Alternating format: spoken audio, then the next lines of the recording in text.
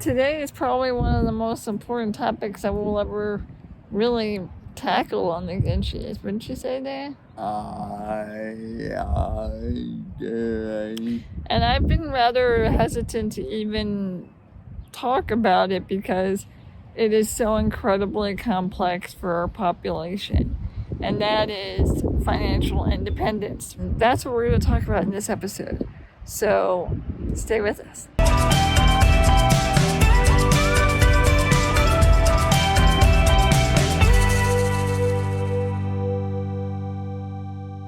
There is this movement, if you will, called F.I.R.E is its acronym, and it's financial independence, retire early. And now it's kind of morphed into financial independence, or F.I. It's the concept of saving a whole bunch of money, wisely investing it for a period of time, and then getting out of the workforce to live the life that you want to live with total freedom. Well, for a person with a disability, and that could be wide-ranging, that might be a very difficult reality to achieve. Is financial independence possible when you have a disability? What do you think, Dan? No.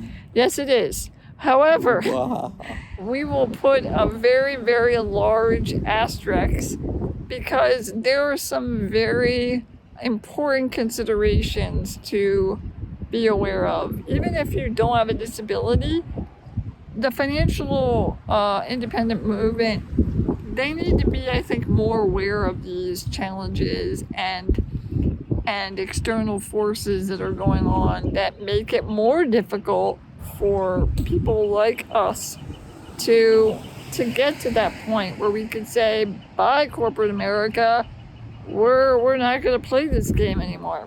And there's even a woman that started on the path and wanted to pursue financial independence, and she uses the term FIRE.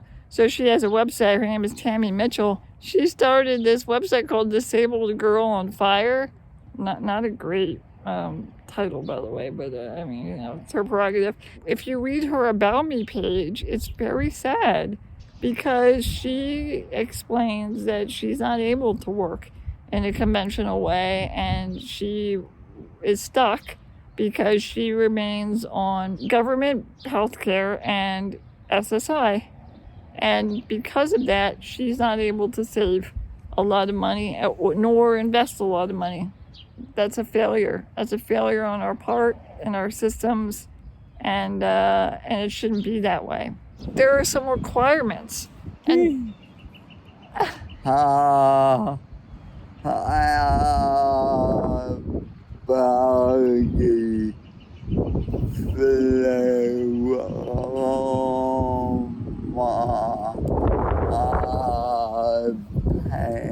what did you tell it? Oh, that's sweet thing. A person has to be able to, one, obtain a job or some form of earning income on a consistent level to cover one's current expenses. Typically, that means some sort of job in corporate America or in the corporate world. But it could also mean side gigs, entrepreneurship, and I would say that is the number one hurdle.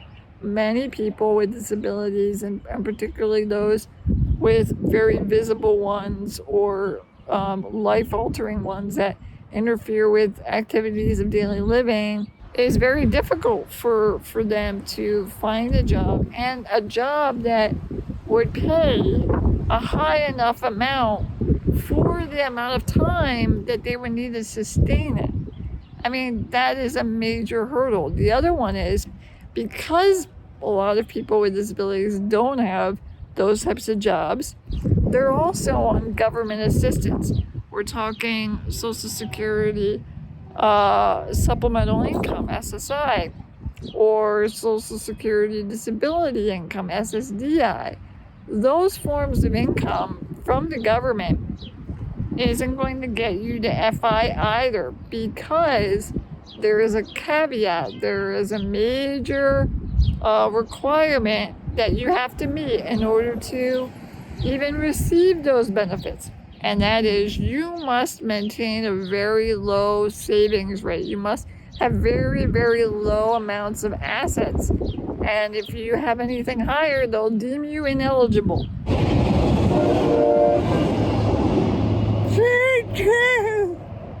Yeah, we're really close to it. Thank you, Dan. They would need to figure out a way to substantially earn so much income that they are covering not only their expenses, but that of what the government had been providing them prior. So they would have to make a high level of income plus an additional level of income that covers what they were receiving while they were on government benefits, or they could, inherit a huge lump sum of money, which possibly some people do, or win the lottery, which is a ridiculously low statistical probability. So you can see how quickly this path bars out most people like Dan and myself. I feel very fortunate to think that there's a slim possibility that Dan and I could do this, that because we're not on government benefits entirely anymore, that I and he earn income, and we're slowly trying to find ways to increase that income. We might be able to be the very, very, very, very, very, very few in the disability community to be able to pursue this path. And it's a privilege. There are things out there in the way. I'm not saying it's impossible. I'm saying that it is very, very rare.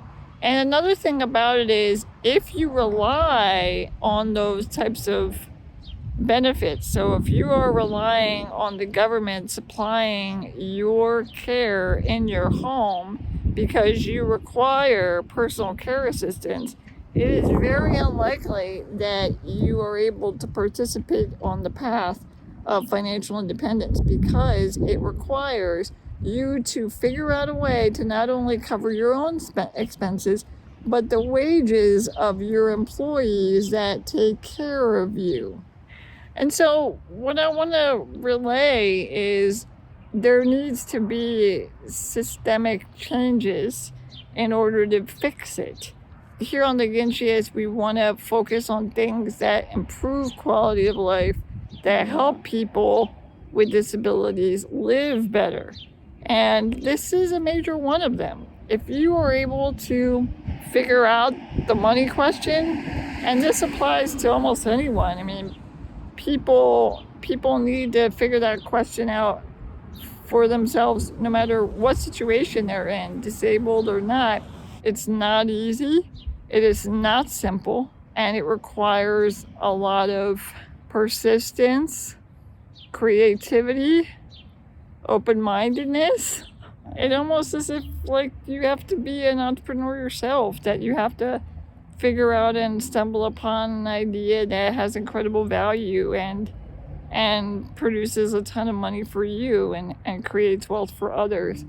I don't know. We haven't figured it out yet. We're taking the conventional path, working corporate or conventional jobs and trying to save a whole bunch of money. I really don't know how to end this episode, but I can't really end it on a high note. I wish it were better. Dan and I are going to a conference, and we're going to try to talk to these experts who have figured it out. But they figured it out without a disability, without these huge expenses that have to be paid, without relying on government assistance. And that's, again, a privilege, and it's just not replicable for our community. We can't really take what they've done and put it into our lives and try to implement because it doesn't fit. We'll try to share what we've learned and what we can help with. We hope this episode was helpful. Keep it Ginchi. Cheers.